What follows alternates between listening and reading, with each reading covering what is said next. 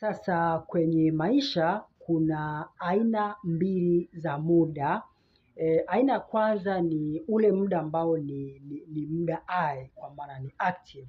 Ni aina ya muda ambao unaweza ukautumia kufanya mambo yako, yaani kama ile unavyoamka asubuhi, unakunywa chai, unapiga mswaki, unavaa, unaoga, safi kabisa, yani uko ndani ya maamuzi yako, kutoka panda stendi, panda gari, unaenda mizigo yako, unamsalimia huyu. Ni muda ambao uko I na uko ndani ya maamuzi yako.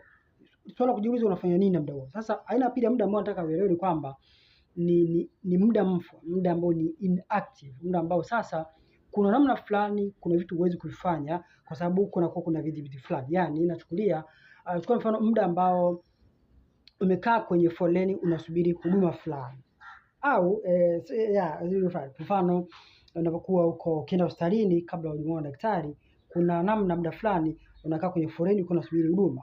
Labda ukienda benki ukiwa haujahudumiwa, kuna muda fulani unakaa pale ukiwa unasubiri huduma. Hicho ndio nataka ukielewe kwamba je, ndani ya muda huo ukiwa unasubiri huduma fulani, tunasema muda mfu, unautumiaje muda huo versus huu muda ambao ni active kwa maana muda hai. Sasa namna ambavyo tunatumia hiyo aina mbili za muda ndizo zinazo kudetermine aina ya maisha na mafanikio ambayo tunao. Swala ambalo ninaendelea kujiuliza ni kwamba je, muda mfu unavitumiaje?